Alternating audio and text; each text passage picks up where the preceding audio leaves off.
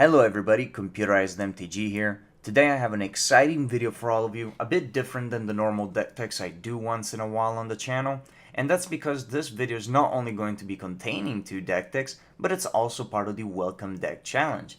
This is something that I'm doing alongside other content creators, which will be mentioned at the end of the video as well as in the description below.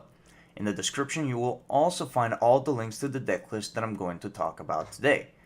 Now the decks covered today will primarily be directed towards newer players as budget upgrades to the welcome decks, but I really hope that this will help all of you in one way or another. Now the color combination for my 2 decks is going to be Izzet, which for those of you who don't know is made up of blue and red. Now the 2 decks will have different budgets, the first one being $5 and the second one being $15. That said, let's dive into the deck techs and see if we can weed out the junk from the welcome decks and turn them into Friday Night Magic playable decks. So before we move on to the $5 upgraded deck and the $15 upgraded deck, it only makes sense to at least real quick list off the red welcome deck and the blue welcome deck. So let's get started with the blue one first.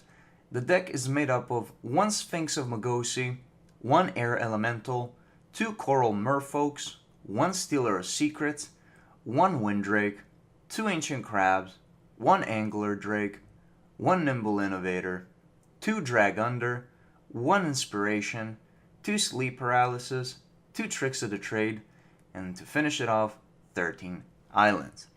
Now moving on to the red welcome deck, this one is made of 1 Shivan Dragon, 2 Falcon Wrath Reavers, 1 Thundering Giant, 2 Frontline Rebels, 1 Brazen Scourge, 2 Terror of the Fairgrounds, 1 Hyena Pack, 1 Wrangle, 1 Renegade Tactics, 1 Hungry Flames, 2 Shocks, 1 Fling, 1 Flame Lash, and to finish it off, 13 Mountains. Alright, now that we've taken a quick look at the welcome decks, you can kind of see why somebody would want to upgrade from these if they own them. So yeah, let's hop into the first tier here, the $5 budget deck, and let's see what I came up with. Wow, so I forgot how forgiving blue-red is when it comes to building on a budget, but this is a little ridiculous. So this is probably not the most optimal deck. There's some changes that you can probably make here for sure. Like I'm not saying this is like the end-all be-all budget deck, but yeah, for only spending here $4.90 out of the $5, this is pretty good, I think.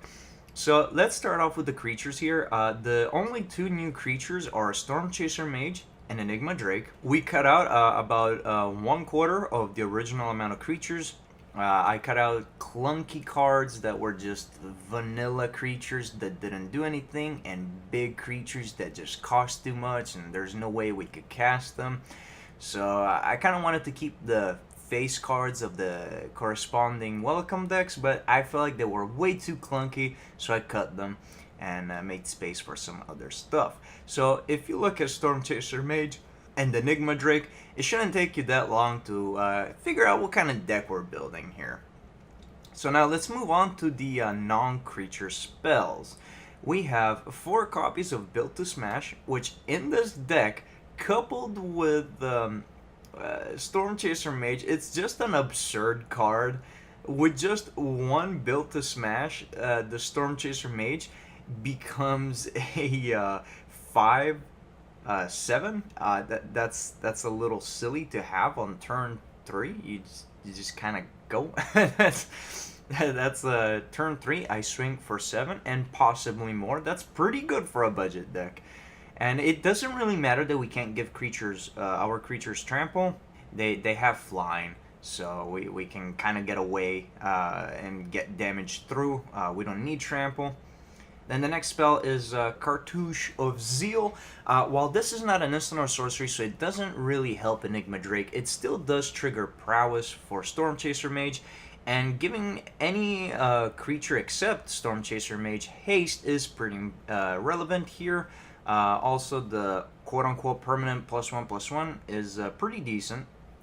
Renegade Tactics, same thing as the Cartouche. Telling a creature you can't block when almost your entire team is full of flyers, that may not really be relevant, but it may come up as relevant. Otherwise, just 1 mana, draw a card. It's pretty decent. You know, triggers prowess and it helps Enigma Drake, so why not? Then we have 4 copies of Shock. Originally in the Welcome deck, there were 2 copies of Shock. They could easily be swapped out for Magma Spray, but I feel like in this deck, being that our objective is just to get our opponent's HP down to 0 as fast as possible, just Shock works so much better because you can actually hit your opponent. And this also can help us kill planeswalkers, and it does kill quite a lot of creatures. I mean, it doesn't exile them like Magma Spray, but it still does the same amount of damage. It still kills the same creatures Magma Spray can kill. Now, let's move on to some card draw here. We have 3 copies of Anticipate and 3 Hieroglyphic Illumination. Both of these cards I feel like are very underrated sometimes. Anticipate helps you look for that 1 card that may help you out next turn. You know, you dig 3 cards, you put the cards you don't need at the bottom so you don't draw into them. It's good, it helps you filter, especially early game. It allows you to keep some sketchy hands because it helps you hit land drops. So, really like this card. And then Hieroglyphic Illumination, especially if you're a newer player, you might look at this and go, 4 mana to draw 2 cards doesn't seem like it does much. Well, it kind of doesn't. When you compare this to Glimmer Genius, it just doesn't compare. Having the additional scry is massively huge, but still, drawing 2 cards is not bad, especially at the end of your opponent's turn, which is when you should play this. But even if you don't hit 4 mana, even if you don't pay 4 to draw 2, you can still pay 1 to draw 1 card. And that is so much better than most people give this card credit for. So having that flexibility on the card is just great. Then we have 2 copies of Negate.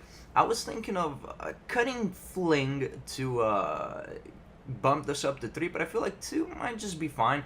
This is kind of for in case we don't kill our opponent fast enough and they start playing things like Aetherwork, Marvel, Planeswalkers, anything that we kind of have an issue dealing with, Negate is our answer to.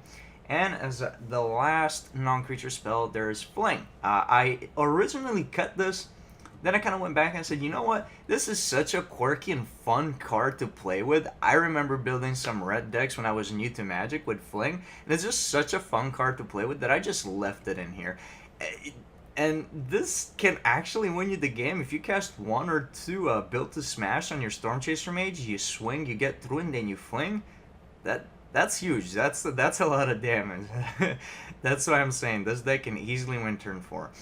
And then, luckily for us, we have some cheap duels that we can pop in our land. So we're not stuck at leaving the original amount. By the way, I cut down 2 lands. So now instead of having 13 and 13, we have 10 islands, 10 mountains, and 4 Highland Lakes. So for a total of 24 lands instead of 26. This allows us to play more creatures and more non-creature spells. This deck doesn't need that many lands, so playing 26 lands is just a little absurd. I was actually thinking of cutting down to 20 lands and just be really, really greedy. But I feel like that's not very new player friendly, and we almost maxed out our budget anyways. So yeah, this is the first deck list with the $5 budget, and I think we did a good job. So just wait until you see the tier 2 $15 budget deck. Alright, so here we are with the $15 budget tier of the next deck tech. It may not look like a lot has changed, but I feel like the deck is a little bit faster and is a little bit more consistent. It's got cheaper creatures and all that, cut out more clunky stuff. So here we are with the creatures. Let's get started. We still have 4 copies of Stormchaser Mage, and we still have 4 copies of Enigma Drakes. These are kind of like the foundation of the deck. Obviously, that wouldn't change. And then we have 2 copies of Goldnight Castigator. Not the most optimal card to be playing, but it does dodge quite a bit of removal. It dodges Grasp, which is good, and it dodges Fatal Push, which is also good.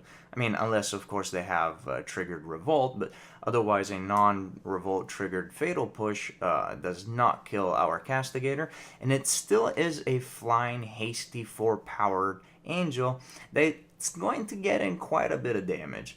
So while this is not Glory Bringer because it did not fit on our budget, this is a decent budget alternative that's still gonna get the job done. Then the next card is Bedlam Reveler, and if you've played or seen any Stormchaser Mage, Enigma Drake style deck, you know that this guy belongs in it. Now, you'll notice it's 7 mana, but we're almost never going to be casting it for 7 mana. The most likely scenario is that we're going to be casting it at most for 4 mana. But yeah, this guy has prowess, gets big. This is the only creature that doesn't have evasion, but that's fine because it's going to refill our hand, as this deck can somewhat empty its hand relatively fast at times. So being able to play a dude that gets big, that draws you 3 cards is pretty good. Now let's move on to the non-creature spells. We still have 4 built to smash, we still have 4 shocks, we still have 3 anticipates, and we still have 2 negates. Now the changes we made to the non-creature spells is adding 2 lightning axes. This hits big things, and our removal does not hit big things, it hits small things. So in the off chance that something big hits the floor, we need to be able to get rid of it without burning multiple spells. So lightning axe is here, we have 2 copies of it. It can hit things that obviously have a toughness higher than 3, as that is our highest burns other than lightning axe. So hits big things, it's in, never know when you might need it. Then I added another copy of Fling because, as I mentioned, it is a card that I really like, and since it's one of the few actually good cards from the Welcome deck that kind of works in tandem with our deck, I figured I'd add another copy. Again, not only does it allow us to swing in with a big guy and then throw him at our opponent's face for double the damage, essentially, but this also helps us dodge removal. If one of our creatures is going to get hit by removal after we pumped it up, that's fine. We'll just fling it at their face regardless. Then I also added 4 copies of Incendiary Flow. Now, not only is this card really good because it exiles creatures, so we can get rid of a lot of the stuff that Zombie has, we can get rid of Scrap Heap Scroungers, but it can also hit players, unlike Magma Spray. So I really like this card in this deck. Again, flexibility, we can either use it to get rid of things permanently, or we can use it to kill our opponent faster. We've also added 2 copies of Invigorated Rampage. Flexibility in Magic the Gathering is very, very important. So something like Invigorated Rampage is pretty good in this deck, as it gives us the option to either pump a single thing by a lot or pump 2 things by a little bit. So both options give trample. It might be relevant. Again, it's not always relevant, as we have flying and can get damage through that way. But the fact that we can pump multiple things is pretty good. I don't think it's worthy of more than 2 copies in the deck, but 2 copies seems good enough to have. Now, I made a cut in Hieroglyphic Illumination. We're not playing big clunky creatures anymore, so I don't think we need to hit those lands every time. So this deck can function with 3 to 4 lands for a little bit. So we don't need to constantly be refilling our hand. Anticipate helps us look for the cards we need. Bedlam Reveler gives us cards. And if we are so desperate of cards that after turn 7, 8, 9, we still haven't killed our opponent, we're likely not going to win the game no matter what we draw. This deck wants to win fast and not late. And then, just for shits and giggles, in case we get into that late game, yes, I did think about that. We have a Rise from the Tides. Now, this is a big spell. We may never even cast it half the games, but when we do cast it, when our graveyard is completely filled to the brim with instants and sorceries, we're going to be flooding our field with a bunch of zombies. So when our opponent has exhausted all the removal on our Drakes, on our Revelers, on our Angels, on our Chasers, well, now they have to face a board full of zombies. It's not very unlikely to be able to pop Rise from the Tides and get 10, 12, 15 zombies. So, good, backup plan in case your creatures get removed. Now, onto the land base. As you've noticed, there's not much of a change other than the fact that I have cut 2 lands, and yeah, that's all I did. We're not playing big clunky creatures, so I don't feel like we need those 24 lands, and I can actually afford to be a little bit greedy with my mana base. Alright, well that wraps it up for my part of the challenge. I hope that these decks were helpful to you and I hope you enjoyed the video. Big thanks to the Rhino, aka the Young Mage, for setting this challenge up and getting all of us content creators together. Speaking of which, the names of all the content creators involved should be floating around the screen right about now. And once again, the links to their channels are in the description below, so don't forget to go check out their channels, their challenge, and subscribe to their amazing content. And as always, remember to like, share, comment, and subscribe, and follow me on Twitter for more updates. Yes, I do have a Twitter now. Yay, 2017 social media. I hope you all have a great day, and I'll see you all in the next video.